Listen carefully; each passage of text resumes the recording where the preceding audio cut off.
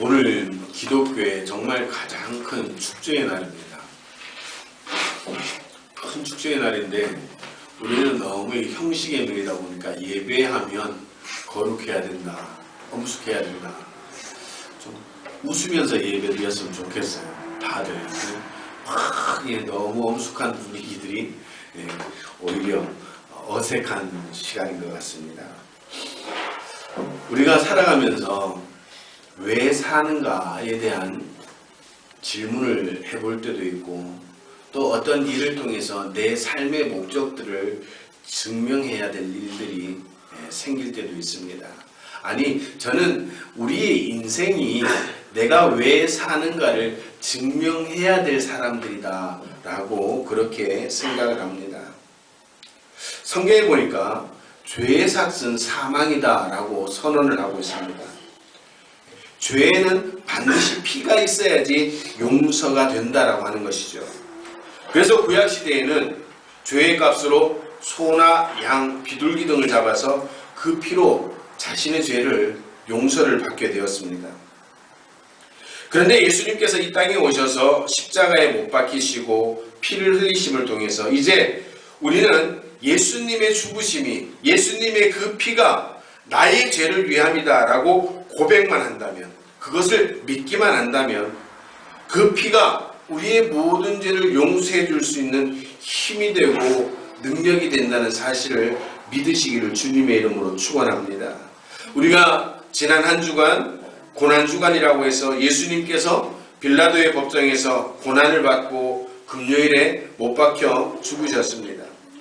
근데 죽었다, 예서 끝났다면 아무런 의미가 없을 수가 있겠죠. 어떤 의인의 죽음. 그래서 고린도전서 15장에 보니까 사도 바울은 그런 얘기를 합니다. 만약에 부활이 없다면 우리는 정말 불쌍한 사람이다 라고 그렇게 이야기를 하고 있습니다. 기독교를 빌무덤의 종교다 라고 그렇게 말씀하시는 분들도 있습니다. 왜? 우리의 믿음의 대장인 예수님께서 죽으셨지만 그 무덤에 없기 때문입니다. 무덤이 없다는 건 무엇입니까? 바로 부활하셨다는 말씀이죠. 오늘 본문에 보니까 예수님은 십자가에 달려 돌아가셨지만 3일 만에 다시 살아나셨고 40일 동안 자신을 보이시고 하나님 나라에 대해서 가르치시고 또 믿는 자들에게 주실 성령을 약속하시고 하늘나라로 올라가셨다라고 증언을 하고 있습니다. 또 고린도전서 15장 6절에 보니까 500여 명의 형제들에게 나타나셨다라고 말씀을 하고 있습니다. 왜 부활을 했어야 할까? 그러면 부활이 도대체 우리에게 어떤 의미가 있고 부활을 통해서 우리에게 증명하려고 하는 것이 무엇일까? 먼저 부활이 필요한 이유는 예수님께서 죽음으로 생을 마감했다면 우리의 죄는 여전히 사라지지 않는다는 것입니다. 구약의 죄를 지을 때마다 짐승을 잡아 죄를 용서받는 것처럼 예수님의 죽음이 또한 끝이 나면 또 다른 죄값으로 하나님은 또 다른 피를 요구하시기 때문입니다. 그러나 예수님은 살아나셔서 부활하셔서 이제 그 피가 영원한 죄 용서의 증거가 되셨다는 사실을 믿으시기를 바랍니다. 그리고 오늘 그 부활이 오늘 우리에게 증명하는 것은 죽음의 권세를 깨뜨림으로 예수님께서 하나님의 아들이심을 분명하게 증명하셨다는 것입니다. 이 세상의 사람들 중에 예수님을 모르는 사람들은 거의 없을 것입니다. 그러나 많은 사람들은 예수님을 4대 성령 중에 한 사람으로 알고 있습니다. 그러나 성경은 예수님에 대해서 분명히 증명하는 게 무엇입니까? 주는 그리스도시요 살아계신 하나님의 아들이다라는 것이죠. 그래서 다른 성경들은 죽음으로 생을 마감했지만 예수님을 부활시킴으로 생명의 주인인 하나님을 알리고 그분의 아들이 예수님을 알게 하셔서 그분을 믿는 자마다 구원을 얻을 수 있다라고 성경은 말씀하시는 겁니다. 예수 그리스도가 부활을 하심을 통해서 우리의 믿음이 대상이 되었다라고 하는 사실을 분명하게 증명하는 것이죠. 오늘 저와 여러분들이 예수님을 믿는다라고 하는 이 의미가 무엇입니까? 바로 그 예수님이 베드로의 고백과 같이 주는 그리스도시요 살아계신 하나님의 아들이라는 이 사실을 믿는다는 것이죠. 여러분들은 오늘 그 믿음의 내용이 무엇입니까? 오늘 이 자리에 나와서 예배 드리는 이유가 무엇입니까? 오늘 특별히 이 부활절을 지키는 이유가 무엇입니까? 오늘 예수님은 하나님과 더불어 그 부활을 통해서 완전한 인간이자 하나님의 아들이라는 사실을 강력하게 증명하고 있습니다. 오늘 저와 여러분들은 그 하나님의 아들을 믿는 하나님의 백성으로 이 땅에 살아가면서 그 부활을 증거해야 될, 증명해야 될 의무를 가진 사람이라는 사실입니다. 여러분들의 삶의 자리로 돌아가서 주는 그리스도시요 살아계신 하나님의 아들이십니다라고 하는 이 사실을 오늘 그 부활을 통해 우리에게 증명하셨던 것처럼 우리가 우리의 삶의 자리로 돌아가 그 사실을 증명해야 될 증인이라는 사실을 믿으시기를 바랍니다. 오늘 예수님은 부활하시기 전에 분명하게 말씀하셨습니다. 너희에게 성령을 베풀리라. 그 성령을 받은 사람들의 그 의무가 무엇입니까? 증인이 되라는 것이죠. 뭘 증언을 해야 돼요? 예수님께서 다시 부활하셨다는 사실. 죽음의 권세를 깨뜨리신 그 예수님이 하나님의 아들이라는 이 사실을 증명하라는 겁니다. 오늘 사도행전 시작되어진 이 말씀 내용 이후로 사도행전을 보면 제자들이 강력하게 많은 사람들에게 증언했던 내용이 뭡니까? 예수는 그리스도시고 하나님의 아들이라는 겁니다. 그 하나님의 아들을 믿는 모든 자들마다 구원을 받을 수 있다라고 하는 이 사실을 강력하게 증명하였고 그 강력한 증명을 통해서 2000년이 지난 오늘 저와 여러분들에게도 그 믿음이, 그 믿음의 내용들이 전수되었다는 사실입니다. 이 세상이 이후로 얼마나 갈지 몰라도 오늘 저와 여러분들 이 사실을 증명하지 않는다면 저와 여러분들은 분명하게 하나님 앞에 섰을 때 그 생명의 책임을 묻게 된다는 사실을 기억하시길 바랍니다. 오늘 예수님은 부활하심을 통해서 하나님의 아들임을 증명하셨고 이제 우리에게 그 사실을 삶의 자리로 돌아가서 증명하라고 명령하고 계십니다. 우리가 단순히 부활절을 축제로만 지키는 것이 아니라 우리 심령 가운데 하나님은 예수님은 하나님의 아들이십니다라고 하는 이 사실을 강력하게 증거할 수 있는 증인의 삶을 살게 도와주십시오라고 기도할 수 있는 성도들이 되어야 할 것입니다. 오늘 예수님은 그 부활이란 죽음과 부활이라는 이 사건을 통해서 그 사실을 강력하게 증명하셨고 오늘 사도행전 1장 8절의 말씀처럼 이제 나아가서 증인이 되라고 우리에게 명령하셨습니다. 사랑하는 성도 여러분, 오늘 저와 여러분들이 이제 예수님이 증명하셨던 이 사실을 여러분들의 삶의 자리로 돌아가 증명할 수 있는 또 증거할 수 있는 증인의 삶을 사시기를 주님의 이름으로 축원합니다. 두 번째는 예수님은 이성의 판단에 서실 분이 아니다라고 하는 사실을 증명하고 계십니다. 사람은 태어나면서부터 죽음을 향해 달려가는 존재입니다. 우리가 요즘은 100세 시대라고 이야기를 하죠. 숫자상으로 보면 저는 이제 절반을 살았습니다. 아직도 50년 정도를 더 살아야 될 사람입니다. 그런데 중요한 건 50년 뒤에 인간이 반드시 거쳐야 될 관문이 뭡니까? 죽음이라는 것이죠.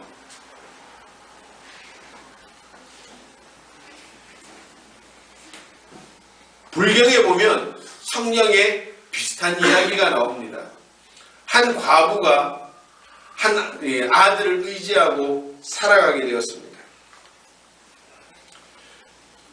그런데 그렇게 애지중지하던 그 하나밖에 없는 아들이 죽게 되었습니다.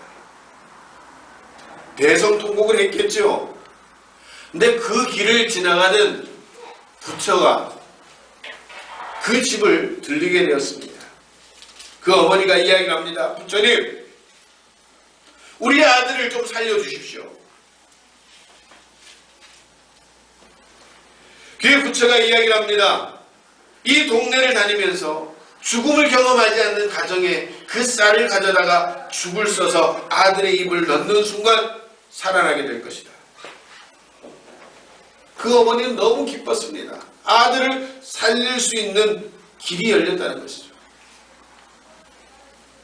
그런데 몇 집을 찾아다니면서 다시 한번 좌절하게 되었습니다.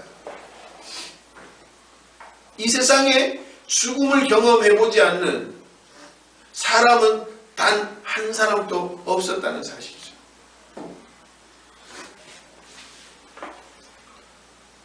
그래서 이 어머니가 부처에게 이야기합니다. 어떻게 그렇게 이야기를 할 수 있습니까? 이 세상에 어떻게 죽음을 경험하지 않은 사람들이 있겠습니까? 조상 대대로부터 내려오던 그 죽음을 누가 누구라고 경험하지 않았겠습니까?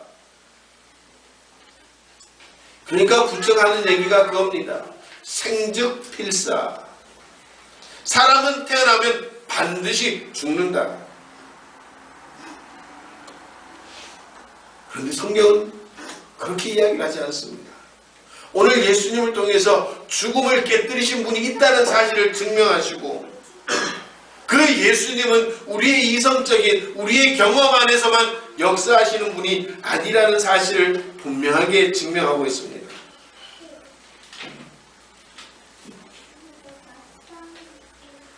성경은 믿음은 모든 것을 할 수 있다라고 선언합니다. 할렐루야.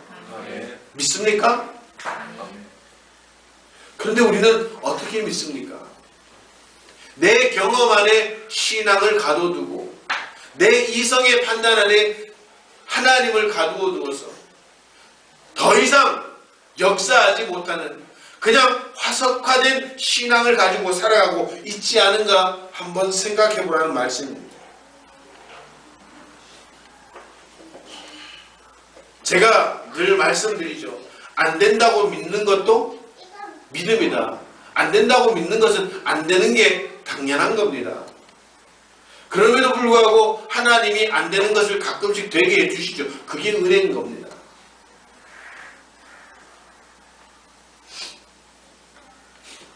내게 능력 주신 자 안에서 모든 것을 할 수 있습니다라고 했던 그 사도 바울의 삶을 보면서 우리가 배워야 될 것.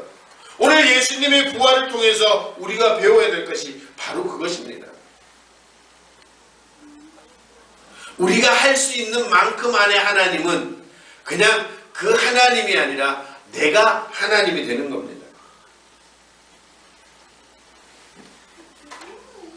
오늘 이 부활의 사건을 통해서 예수님은 그것을 증명하고 계시는 겁니다. 우리 이성 안에 머무르시는 분이 아니다. 우리의 상식과 지식 안에만 머무르시는 그 하나님이 아니라는 사실을 우리에게 말씀하고 있는 것입니다.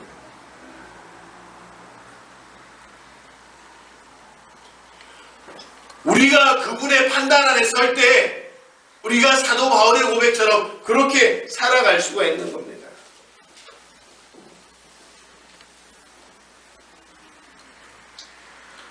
부모님이 좋은 이유가 뭡니까? 내가 아무리 노력을 해도, 우리가 어릴 때 내가 아무리 노력을 해도 내가 금전적으로 벌 수 있는 것은 한계가 있죠. 그런데 우리는 아버지께 내 거가 아버지 거 그렇게 생각을 하면요, 아버지의 모든 것을 내가 누릴 수가 있다는 것이죠.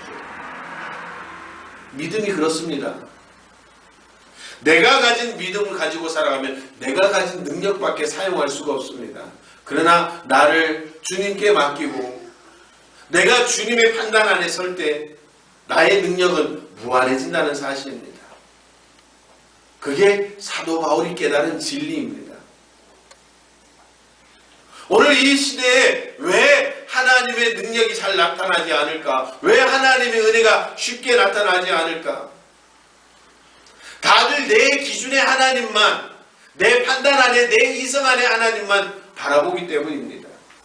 하나님은 내 생각보다 더 크신 분이십니다. 할렐루야.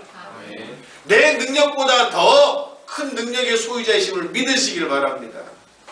오늘 부활을 통해서 예수님은 그것을 증명하시는 겁니다. 인간은 반드시 죽어야 되는데 예수님은 다시 부활하셨다는 겁니다. 부활하셔서 산채로 하늘로 올라가셨다는 것입니다. 우리 인간의 이성으로, 인간의 지식으로 도저히 이해되지 않는 이 사건을 믿을 때 성경에 나타났던 많은 기적과 표적들이, 그 은혜들이, 능력들이 오늘 우리 삶 속에 들어온다는 사실입니다.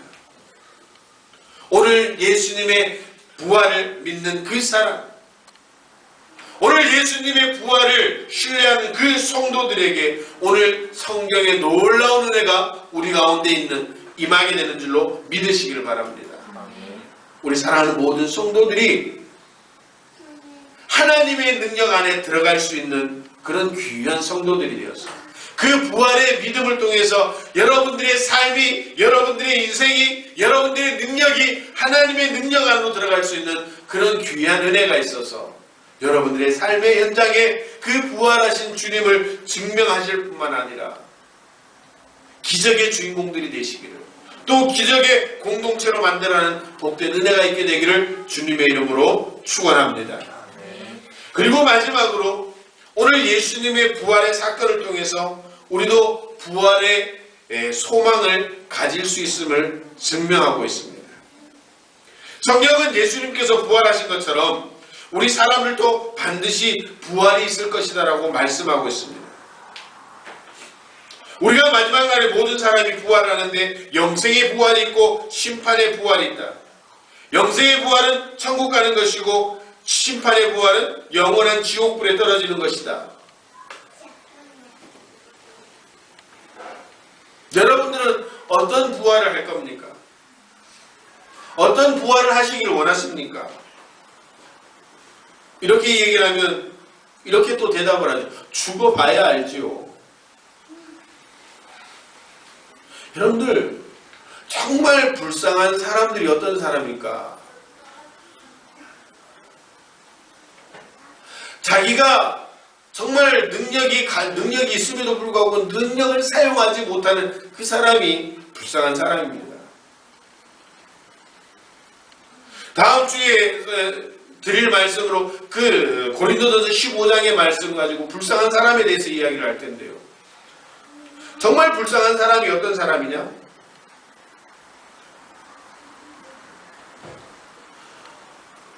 오늘 과부의 얘기를 자주 안 해요.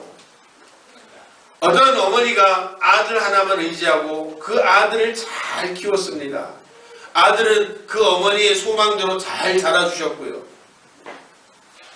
그래서 좋은 대학에 가서 미국에 유학까지 가게 되었습니다. 아들이 얼마나 효자인지요. 그 어머니에게 매일 편지하고 전화를 합니다. 어머니, 미국 들어와서 사세요. 제가 편히 모실게요. 근데 이 어머니는 미국에 들어가기가 겁이 났습니다. 내가 거기 가서 어떻게 살 수 있지? 그 아들은 매월 편지를 보내고 전화도 하고 합니다.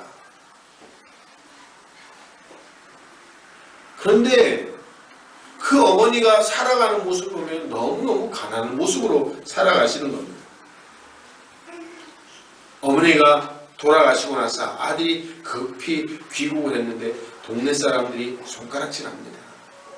저놈 어머니가 고생해서 키웠는데 지 어머니는 불쌍하게 돌아가셨다. 그런데요, 그 어머니 집에 들어가는 순간 아들은 아연실색을 할 수밖에 없었습니다. 아들이 매달 보내준 편지를 벽에다가 다 붙여놨는데요. 요즘은 온라인이 잘 돼서 그렇지만 옛날에는 전시관이라고 했었죠. 그렇게 우편으로 돈을 보내는 제도였는데 매달마다 그 돈을 보내드렸는데 그것이 뭔지를 몰라서 벽에만 붙여놓고 살았다는 겁니다. 예화하라고 만들어 놓은 이야기일 수도 있겠습니다만 이 이야기를 들으면서 우리가 그런 생각을 합니다. 오늘 주님께서 부활하심을 통해서 이제 너희에게도 부활이 있을 것이라고 하는 이 사실을 증명하셨는데 우리는 부활 없는 사람처럼 살아가는 겁니다. 그래서 고린도전서 15장에 보니까 그렇게 살아가는 사람이 정말 불쌍한 사람이다라고 말씀하고 있는 겁니다. 사랑하는 성도 여러분, 오늘 우리가 부활의 소망을 가질 수 있다라고 하는 이 사실을 이 예수님의 부활을 통해서 증명하고 있습니다. 이제 중요한 것은 오늘 사도행전 1장 8절의 말씀처럼 우리는 증인의 삶을 살아야 됩니다. 예수가 그리스도시고 살아계신 하나님의 아들이시니 그 예수님과 하나님은 우리의 생각과 우리의 경험과 우리의 이성과 우리의 지식 안에 들어오시는 분이 아니라 우리보다 더 크신 분이라는 사실. 그래서 오늘 저와 여러분들에게도 부활의 소망을 주셔서 이 땅에서 고난과 역경을 이기고 믿음으로 승리하기만 한다면 이제 영생의 부활을 주시겠다고 약속하신 이 약속을 우리는 증명하며 살아가야 될 증인이라는 사실을 성경은 강력하게 말씀하고 있습니다. 2000년 전에 있었던 사건, 그 사건으로 지나가 버린다면 이 부활은 아무 의미가 없습니다. 2000년의 사건이 오늘 우리에게도 나타나고 우리 믿음의 후손들에게도 나타나서 이 부활이 영원한 기독교의 능력이 된다는 사실을 분명히 기억하시고 이제부터 우리의 삶의 자리로 돌아가 증인의 삶을 살아갈 수 있는 이 부활을 증명하며 살아갈 수 있는 예수님이 우리에게 증명하셨듯이 우리가 우리의 삶의 자리에서 증명하며 살아갈 수 있는 믿음의 백성들, 믿음의 증인들이 되시기를 주님의 이름으로 축원합니다. 기도하시겠습니다.